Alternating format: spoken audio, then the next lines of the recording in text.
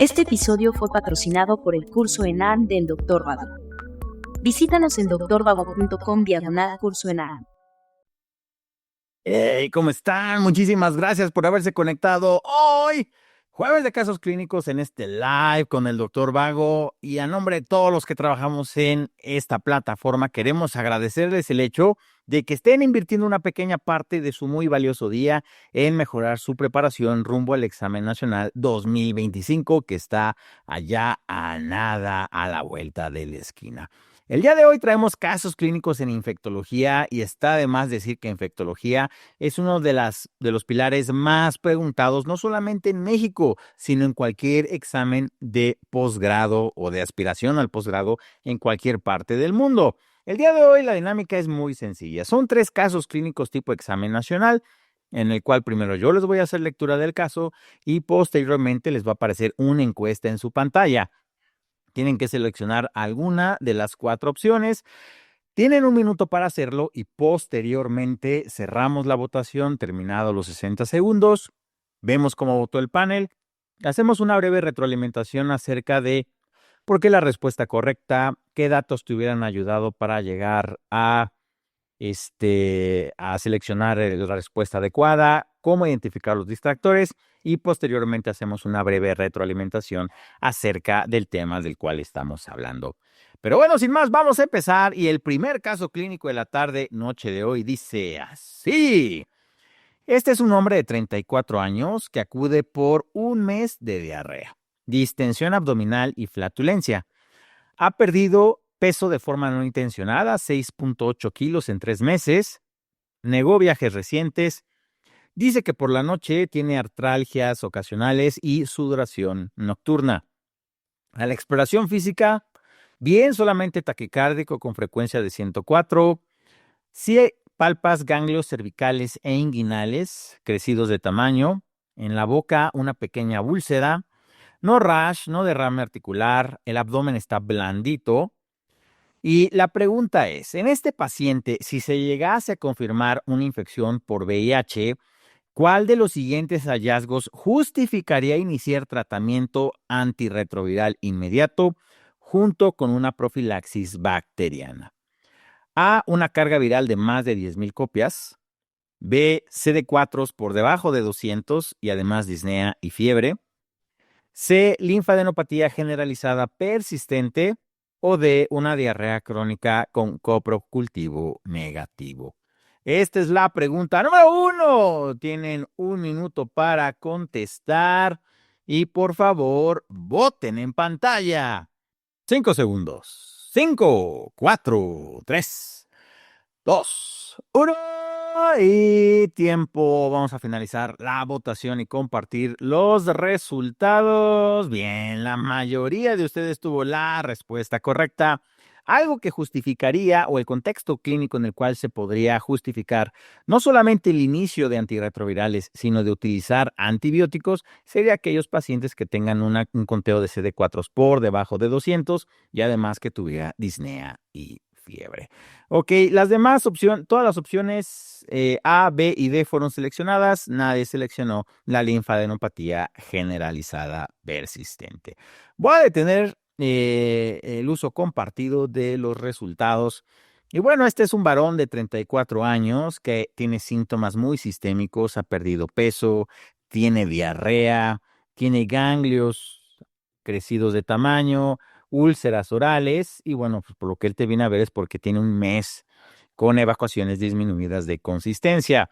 Entonces, pareciera ser que este es un paciente que tiene una prima infección por VIH. Durante muchos años, les podría decir, todavía a inicios de este siglo, entre 2003 y 2005, había situaciones clínicas muy específicas en los cuales los pacientes con VIH se les debía iniciar tratamiento antirretroviral. Actualmente sabemos, y la OMS desde hace muchos años lo ha dicho, todo paciente al cual se le diagnostica VIH tiene que iniciar lo más pronto posible, si no es que de inmediato, el tratamiento antirretroviral. Antes le decíamos HAART, tratamiento antirretroviral altamente efectivo, pero todos los tratamientos actualmente para VIH son altamente efectivos, así que solamente es un tratamiento antirretroviral. Pero sí teníamos que aprendernos para el examen nacional del siglo pasado las condiciones en las cuales tenías que iniciar o no tratamiento contra VIH. Actualmente ya sabemos que todos los pacientes con VIH tienen que iniciar tratamiento, pero aquí el evaluador te está diciendo que en cuál podrías utilizar ya algún tipo de profilaxis bacteriana, y esto no va a suceder en todos los pacientes. Si te dice que el paciente tiene disnea y fiebre, probablemente estés ante un cuadro infeccioso, lo cual te ayudaría utilizando antibióticos en lo que van subiendo estos CD4 que están por debajo de 200, por lo menos llegando a un conteo de 400. La carga viral, pues obviamente, aunque tuviera solamente una carga, se inicia tratamiento si se confirma el VIH. La linfadenopatía, estoy de acuerdo. Estos pacientes, sobre todo en la prima infección, o el retroviral agudo, los pacientes pueden tener linfadenopatías, lo cual los predispone a ciertas neoplasias hematológicas, principalmente del tipo linfoma. Y la diarrea crónica con coprocultivo negativo, pues generalmente los pacientes con bajos niveles de CD4 son afectados por parásitos o micobacterias, los cuales no afectan de forma normal a los pacientes inmunocompetentes. Dentro de ellos está el Cryptosporidium, el Microsporidium, el complejo Mycobacterium avium intracelular y además el citomegalovirus. Pero no es el caso de este paciente. Eh, para poder determinar qué le daríamos, tenemos que ver no solamente su conteo de células CD4, sino también otras características clínicas del paciente. Entonces, este síndrome de primo infección de VIH generalmente sucede 2 a 4 semanas después de la exposición al virus. Los pacientes tienen este cuadro tipo mononucleosis infecciosa. Recuerda que otros agentes que provocan una mononucleosis es el virus de Epstein-Barr y el citomegalovirus, pero el VIH también lo puede provocar. Pueden tener rash y pueden tener estos síntomas gastrointestinales. Te voy a regalar una pregunta que han hecho en el examen nacional desde hace 2 o 3 años. Te van a preguntar que cuál es el estándar de oro para el diagnóstico de VIH. Y la respuesta es PCR. PCR con carga viral, detectar el material genético de ese virus maldito. Generalmente el diagnóstico se hace con más de 100,000 copias por mililitro, porque las otras pruebas, la famosa ELISA, pues simplemente estamos identificando si existen anticuerpos contra algunas proteínas del VIH. Durante mucho tiempo, las pruebas de tercera generación se tardaban hasta 12 semanas en ser reactivas por la formación de anticuerpos contra estas proteínas del VIH, pero actualmente las pruebas que son de cuarta generación, pues el diagnóstico puede estar entre 2 a 6 semanas, que era antes el famoso periodo de ventana, que nos teníamos que esperar 3 meses. Actualmente, pues lo máximo que para la aparición y detección de los anticuerpos sería 6 semanas, pero por lo menos para la PCR, después de unas semanas de exposición, esta ya puede ser positiva. Y recuerda, el diagnóstico de VIH no se hace por el conteo de CD4, incluso hay pacientes con infección aguda de VIH en el cual los CD4 pueden estar normales, pero aún así pueden estar infectados por este virus. Tratamiento, todos en el momento que se diagnostica VIH necesitan tratamiento antirretroviral, el cual se puede dar de forma gratuita y está dentro de las leyes mexicanas por el gobierno federal. Recuerden que hay que considerar notificar a la pareja o parejas sexuales que haya tenido este paciente. Considerar una profilaxis secundaria, como es el caso de este paciente, si llegas a tener disnea, fiebre o el conteo de CD4. Este paciente, por ejemplo, tal vez le podríamos dar algo de profilaxis contra alguna bacteria. Y recuerden que las leyes mexicanas, que es otra pregunta que ha venido en el examen nacional y se las voy a regalar por haberse conectado a este webinar, requieren que el VIH y exigen es una enfermedad infecciosa de notificación obligatoria. Solamente es la notificación. Obviamente se tiene que cuidar la privacidad del paciente, sus datos personales, pero la persona o el lugar, el hospital, la clínica, el centro donde se haya hecho el diagnóstico, tiene por lo menos en las siguientes 24 horas, notificar a la jurisdicción correspondiente. Y esa es una pregunta que te va a venir en tu próximo examen nacional. No me des las gracias hoy, me las das en septiembre. Vamos con el segundo caso clínico. Este es un hombre de 63 años que viene a la consulta porque le duele el escroto desde hace 2 días, el cual este dolor aumenta la movilización. Ha tomado ibuprofeno y no mejora. Dice que además tiene disuria y aumento de la frecuencia miccional. Él está casado y sexualmente está activo con su pareja, no tiene otras parejas sexuales, no fuma, no toma, actualmente consume Tadalafil para la disfunción eréctil. Tiene además hipertensión arterial, disfunción eréctil y diabetes tipo 2. A la exploración física, si notas una tumoración a nivel del escroto izquierdo, con eritema y el reflejo cremastérico está presente. No hay descarga uretral.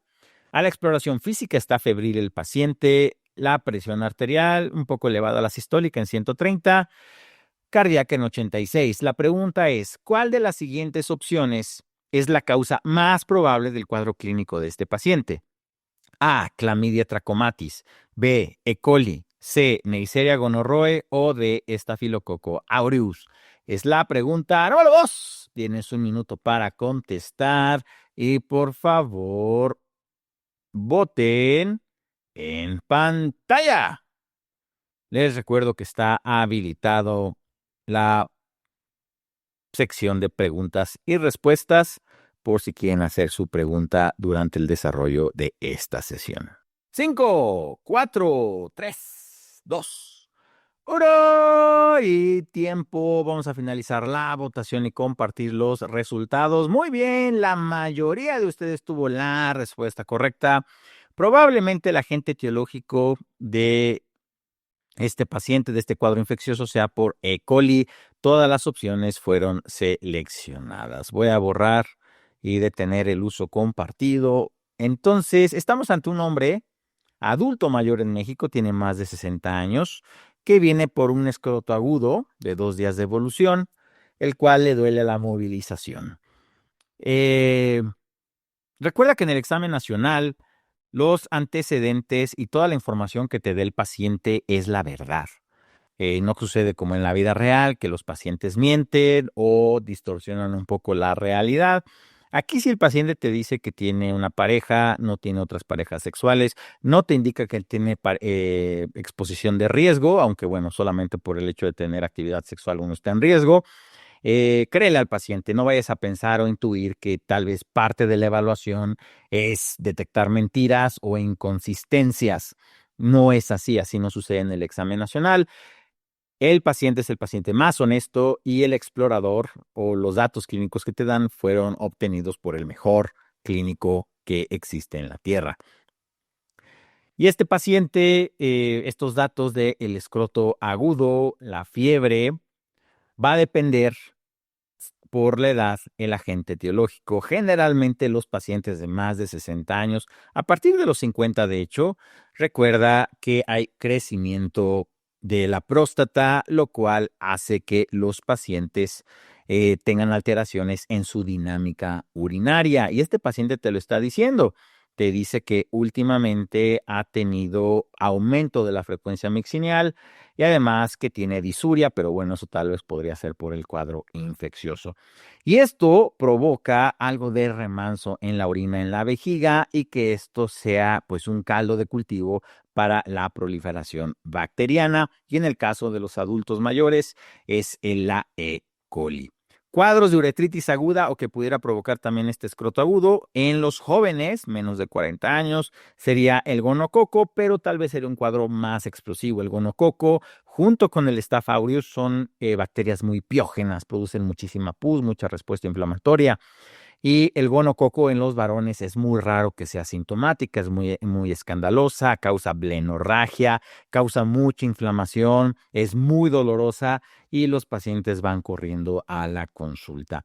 Staph aureus, una infección de este tipo, podríamos tal vez sospecharlo en aquellos pacientes que tienen algún dispositivo a permanencia, como son los pacientes con problemas de deambulación, portadores crónicos de sondas, donde Staphylococcus aureus podría ser un agente que ha colonizado estos dispositivos. Y Chlamydia trachomatis también es una causa de uretritis, obviamente una uretritis no gonocócica.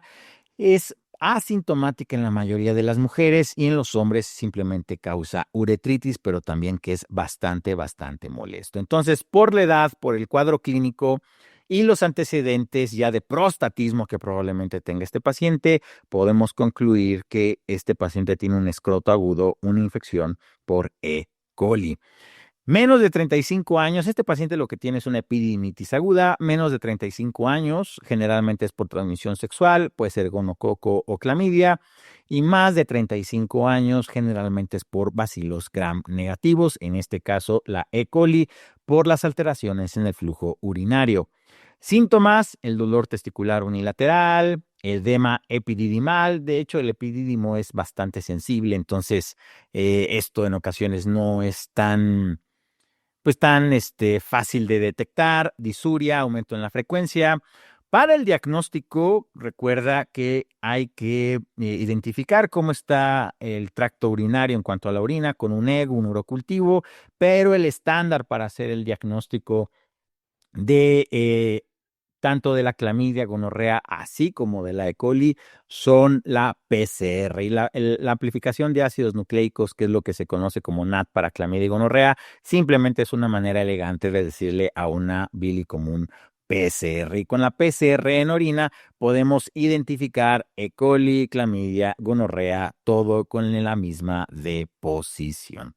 Tratamiento, si es gonococo o clamidia, recuerda que hay que dar tratamiento con ceftriaxona o doxiciclina o acitromicina. Generalmente siempre van junto con pegado y además en estos pacientes vale mucho la pena descartar otro panel de infecciones de transmisión sexual como es el VIH y la sífilis.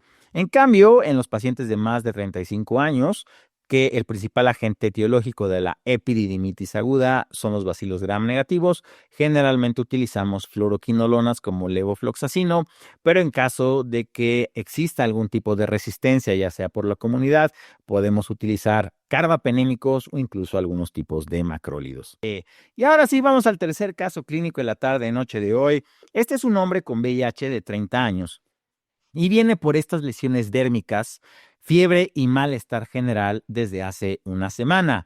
Hace 3 años le diagnosticaron VIH. Actualmente está en tratamiento con antirretrovirales y trimetoprim sulfametoxazol. A la exploración física, el paciente está febril, latea en 115/75 y ves varios nódulos rojos, redondos, vasculares, indoloros y muy friables en la cara y en el resto del cuerpo. La pregunta es, ¿cuál de los siguientes hallazgos clínicos o histopatológicos permitiría distinguir de forma más precisa entre una angiomatosis basilar y un sarcoma de Kaposi? A, la presencia de lesiones cutáneas violáceas de distribución en las extremidades. B, un infiltrado dérmico con células fusiformes positivas para herpes virus 8. C, lesiones cutáneas dolorosas y ulceradas con vesícula satélite. O D, aislamiento de Bartonella en cultivo convencional de sangre. Es la pregunta número 3, el último caso clínico de la tarde-noche de hoy. Tienes 1 minuto para contestar y por favor, vota en pantalla. 5, 4, 3, 2, 1 y tiempo. Vamos a finalizar la votación y compartir los resultados. Muy bien, la mayoría de ustedes tuvo la respuesta correcta. Para diferenciar entre una angiomatosis basilar, ¿qué es lo que tiene este paciente de un sarcoma de Kaposi?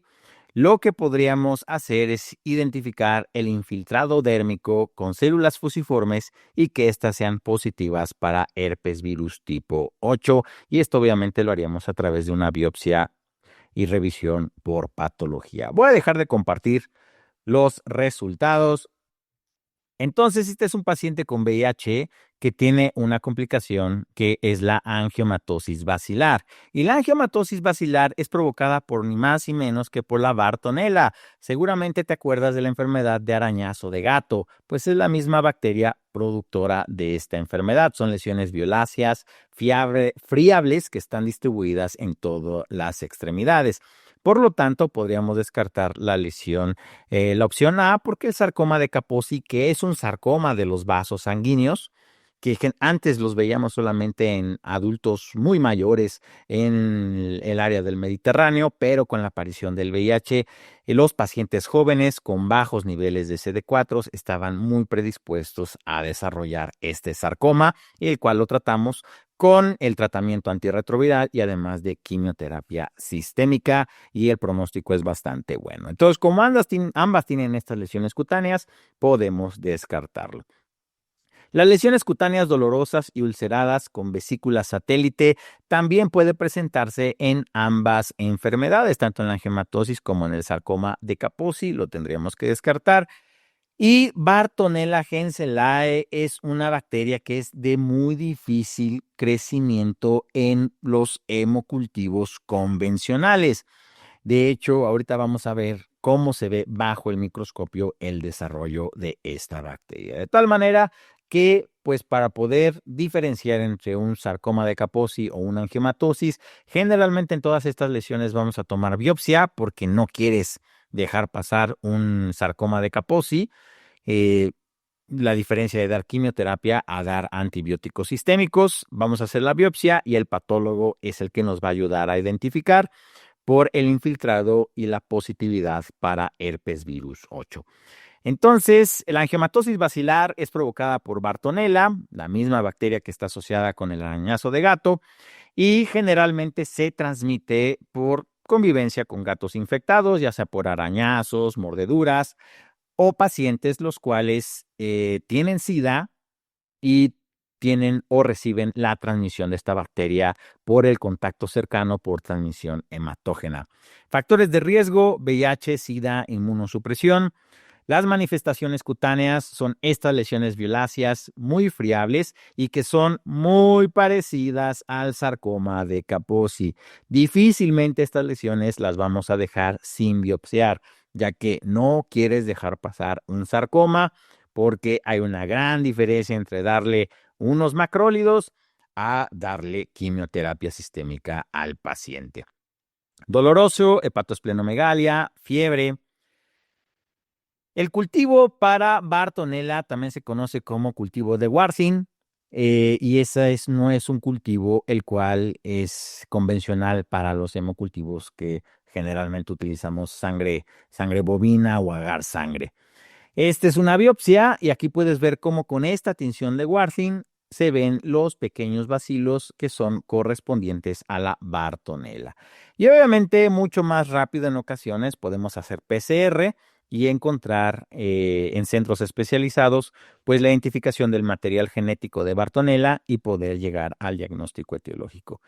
El tratamiento comparado con sarcoma de Kaposi va completamente opuesto. Se les puede dar macrólidos, se le puede dar tetraciclinas. Esta bacteria afortunadamente es muy sensible a estos antibióticos. Y en cambio el sarcoma de Kaposi, pues sí tenemos que dar quimioterapia sistémica. No te lo van a preguntar, pero yo te lo voy a decir, es doxorubicina liposomal.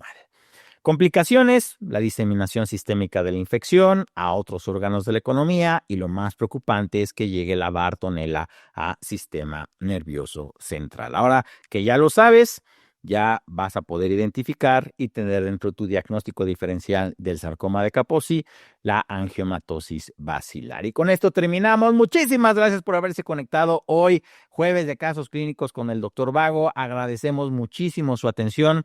Recuerden, hasta el 30 de junio cerramos las inscripciones para el curso que inicia el martes 1 de julio. Los quiero ver ahí. Si quieres tener más información, por favor, escanea este QR y te invito a que sigas nuestras redes sociales, dvago.com o drvago.com. Tenemos un canal de Telegram en el cual compartimos preguntas diarias, damos avisos relevantes para el examen nacional. En YouTube subimos estas grabaciones con un tiempo de embargo de más o menos un mes. En Instagram subimos memes que nos parecen graciosos y en TikTok nos ponemos a bailar. Muchas gracias, nos vemos en la próxima sesión. Inscríbete, en unos momentos más te va a llegar información acerca del curso y si tienes alguna duda, mándanos un mensaje. Nos vemos, hasta la próxima. Adiós.